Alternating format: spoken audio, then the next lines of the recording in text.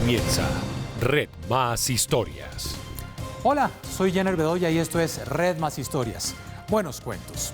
Mientras muchos analistas aseguran que la naturaleza ha tenido un gran respiro por cuenta de la pandemia, la situación en el pulmón más grande del planeta sigue siendo preocupante.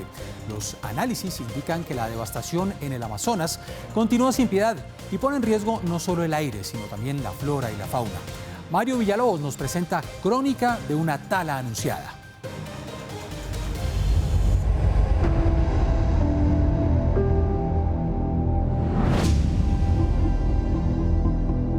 La alegría por esa inhalación profunda que hace la tierra duró lo que demora el aleteo de un colibrí. Ni siquiera en época de pandemia quienes hacen negocio en las entrañas verdes han detenido su accionar y los resultados en materia de deforestación son evidentes. Las presiones y amenazas que enfrenta el bioma siguen estando allí y no se han detenido inclusive en los tiempos de pandemia. La deforestación, por ejemplo, aumentó en un 55% en los primeros 4 meses del año 2020 en comparación con el mismo periodo del año 2019.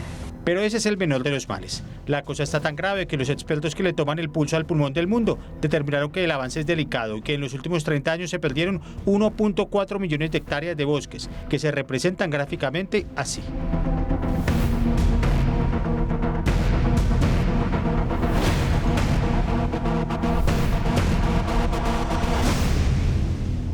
Si tuviéramos que traducir esa cifra en una superficie conocida, la comparación es devastadora. Un área equivalente al tamaño de un país como Chile. El bosque tropical más grande del mundo perdió 2 millones de hectáreas de bosque por año. Colombia, a pesar de ser el cuarto país que menos ha sufrido el impacto de entre los 9 que colindan con la Amazonía, tiene índices preocupantes que se pueden traducir en una comparación bastante gráfica de lo que pasa en nuestra selva. En nuestro país, las áreas transformadas se han duplicado y la cobertura agrícola aumentó en el periodo en un 97%. Para 2018, las áreas que estaban dedicadas a estas actividades alcanzaron 3.2 millones de hectáreas, lo cual equivale a la mitad del departamento de Antioquia. Los departamentos vecinos, a lo que los expertos llaman el bioma amazónico, son los más afectados. Caquetá, Meta, Guaviare y Putumayo, en ese orden, son los que concentran la mayor pérdida de bosque en la Amazonia colombiana. Y son estos mismos territorios los que presentan el mayor incremento de hectáreas con coberturas agropecuarias. Los únicos dolientes de la selva son las comunidades indígenas y por eso el llamado de los expertos a que se les proteja para que puedan seguir garantizando el equilibrio en una zona especialmente importante para la raza humana. Por eso es vital reconocer que los pueblos indígenas son sus guardianes ancestrales y los mejores aliados para conservar los bosques amazónicos. Proteger el Amazonas no es importante solo para resguardar la mitad de la flora y la fauna mundiales y garantizar la subsistencia del 20% del agua dulce del planeta. Es sobre todo vital para impedir la inminencia de nuevas pandemias. Hoy por hoy, la deforestación y la transformación en los usos del suelo está reduciendo las funciones de los bosques y de la selva. Y una de ellas es precisamente la capacidad de controlar la propagación de virus y de muchos otros microorganismos. Desde tiempos inmemoriales se ha dicho que la naturaleza es sabia y se recupera de los ataques del hombre. Pero lo que nadie sabe es qué tan paciente será. Y por lo visto en esta pandemia, esa paciencia se acaba gota a gota.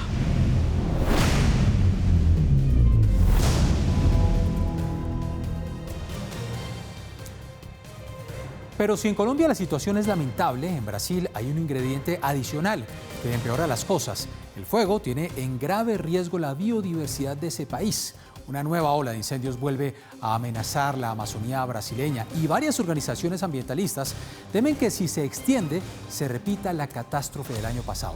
Los focos aumentaron en un 28%. La Amazonía brasileña registró un aumento de los incendios forestales en julio del 28% respecto al mismo mes del año pasado. El Instituto Espacial Nacional de Brasil, INPE, identificó más de 6.800 incendios en la región amazónica en julio de 2020, frente a los 5.300 registrados el año anterior. La cifra es especialmente preocupante debido a que 2019 ya fue un año devastador para la región del Amazonas, lo que provocó protestas a nivel internacional. Los incendios han proliferado en gran medida para limpiar tierras de forma ilegal para la agricultura, la ganadería y la minería.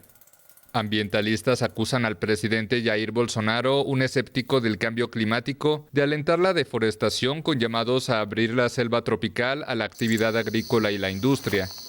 Bolsonaro movilizó a militares para combatir los incendios, pero los ecologistas creen que no aplica medidas de fondo para atacar las causas de los fuegos y la deforestación. La temporada de incendios en la Amazonía generalmente se extiende entre junio y octubre. El año pasado el número de incendios aumentó casi un 200% interanual en agosto a 30.900. Incluso Sao Paulo, la megaurbe ubicada a miles de kilómetros de distancia, se cubrió de una espesa nube de cenizas. Por si fuera poco, los expertos advierten que los riesgos resultantes del humo causan un aumento en las emergencias respiratorias. Esto en el segundo país más golpeado por la pandemia de COVID-19. El desespero de quienes han perdido su trabajo por culpa de la pandemia no tiene límites. Y la historia que viene a continuación dibuja perfectamente esa amarga realidad. Un colombiano de a pie se para todos los días en un semáforo a rogar que lo empleen, literalmente en lo que sea, para poder darle sustento a su familia. El hombre pancarta es una historia de Fabián Forero. La luz roja es la señal para que José Antonio Mendoza salte a su escenario de asfalto. El hombre, a diferencia de los demás rebuscadores de semáforo cualquiera, no acude a la venta de producto u acto circense alguno. Lo suyo, ofrecer sus servicios profesionales en una sencilla cartelera, como si en vez de migrante venezolano fuera un aviso clasificado de carne y hueso. Yo soy electricista, soy plomero, soy albañil. Soy chofer, tengo 29 años de experiencia, en Venezuela estudié esto y quiero trabajar, quiero que la gente me dé ese voto de confianza para trabajar. El cartel es escrupuloso en la ortografía, una diferencia marcada con los diseños de otros nómadas urbanos como él. Su vestimenta da cuenta de un ser humilde, pero pulcro que prefiere trabajar en lo que sabe y en lo que sea, antes que acudir a las fábulas urbanas o a las raterías para sobrevivir. Primero empecé a trabajar con una chaza, pero cuando vino la pandemia, la crisis, decidí expresar esto porque esto es lo que yo hacía en Venezuela. Trabajar la electricidad, la plomería, conducía. Este caraqueño de 55 años y vecino del barrio Egipto, que unos días se deja ver en la avenida 19 con 127 y otros en la 100 con Suba, no es más que esa persona en la que usted piensa cuando la plancha saca la mano o el tubo de la cocina vuelve a gotear. Soy pintor profesional, pinto un apartamento, pinto una casa. Y lo que es tener materiales y el deseo de trabajar y que haya el trabajo, pues. Que la persona, la ama de casa, el señor quiera confiar y me llame y yo hago el trabajo. Y es que detrás de esa cartelera marchita por el sol hay otro damnificado del régimen venezolano. Nunca pensé salir de mi país, pero la vida no tiene precio. La vida de mis hijos y de mi hija nos obligó a salir de nuestro país. Por la cuestión de la política, pues. No tenemos el mismo pensamiento del señor presidente que está allá. Su silueta, mensaje en mano, la hizo famosa un usuario de Twitter que nunca pensó que la publicación se volviera viral en las redes. Dice que cobra lo justo, nunca se despega de su celular flechita a la espera de que al otro lado de la línea lo salude una ama de casa en apuros. Gracias por continuar con nosotros. La pandemia del coronavirus no solo será un duro golpe para la economía mundial, sino que tendrá un efecto negativo sin precedentes para el aprendizaje y para los ingresos futuros de quienes en este momento están estudiando, según un análisis del Banco Mundial. Ismael Enrique Medina nos trae Cuesta Arriba. No asistir a la escuela tendrá un impacto sin precedentes para la actual generación de estudiantes, según un estudio del Banco Mundial. Al terminar abril, 1.600 millones de alumnos estaban alejados de las aulas por la crisis que ocasionó la pandemia del COVID-19, lo que afectará el aprendizaje y aumentará los índices de pobreza en el mundo. El banco hace 3 simulaciones, una optimista si se deja de estudiar 3 meses, una promedio si no se asiste durante 5 meses y una pesimista si los estudiantes no van a la escuela por 7 meses. Cálculos del Banco Mundial señalan que por esta pandemia se puede perder hasta el 16% de lo invertido por los gobiernos en programas de educación básica. Y las estimaciones de ellos es que con un cierre de 7 meses, que es el escenario pesimista, aún teniendo educación a distancia con una efectividad, digamos, mediana, la pérdida de aprendizaje sería casi de un año completo de escolaridad. Un problema adicional en el caso de la educación primaria y secundaria es que de los millones de estudiantes que dejan la escuela, y en este caso por la crisis del coronavirus, un porcentaje importante decide no regresar porque están en un sector vulnerable y su entorno familiar sufre la caída en ingresos. Al tener menor educación, los salarios o ingresos también serán menores en el futuro.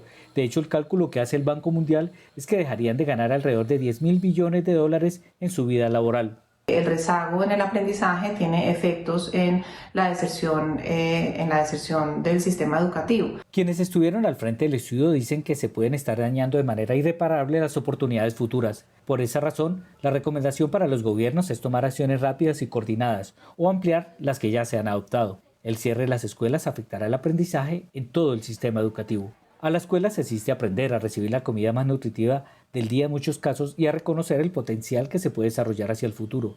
Todo eso es lo que está en juego en este momento en muchos países donde se sigue una educación virtual aún deficiente.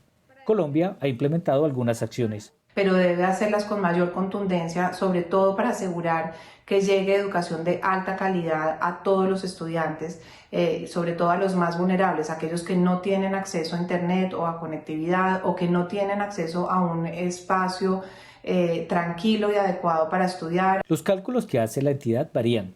Por ejemplo, de los 7 millones de estudiantes de primaria y secundaria que podrían abandonar sus estudios de manera temporal o frenar su aprendizaje por la pandemia, se calcula que sus ingresos anuales podrían reducirse en $355, $872 o hasta $1.048, lo que indica que en la vida y a precios de hoy, un estudiante típico dejaría de ganar entre $6.472 y $25.680.